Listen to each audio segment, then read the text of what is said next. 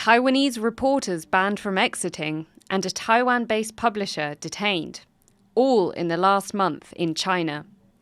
Clear reminders of how the ruling Communist Party is repressing journalists.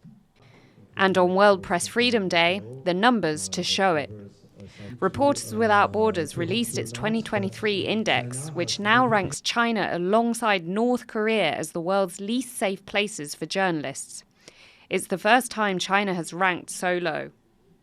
The index ranks countries based on ease of media reporting, the redder countries being where the press is at higher risk of intimidation, violence, or even death.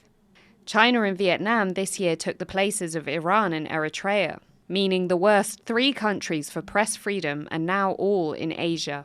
So the world's biggest jailer of journalists, China, is down again in our index, while Vietnam has really seen a hunt of independent reporters and commentators.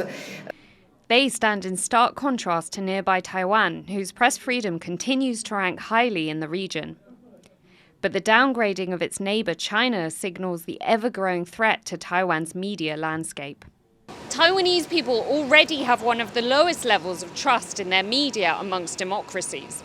Only 33% trust the press, the lowest level in the Asia-Pacific region.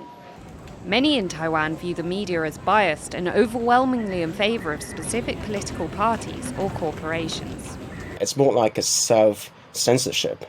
And I've heard a story in which a media outlet was actually trying to cover a story that might be harmful to one of its biggest donors or sponsors, and so they ended up just giving up the idea to report on that issue. That's one of the possibilities that you can see how corporates can interfere in media reporting.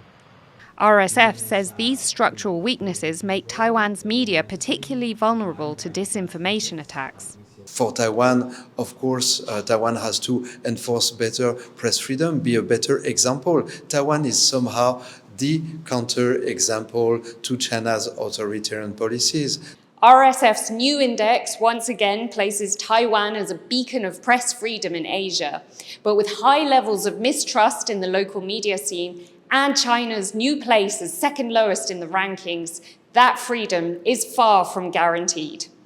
Eason, Chen, Herel, Hughes and Jensen in Taipei for TaiwanPlus.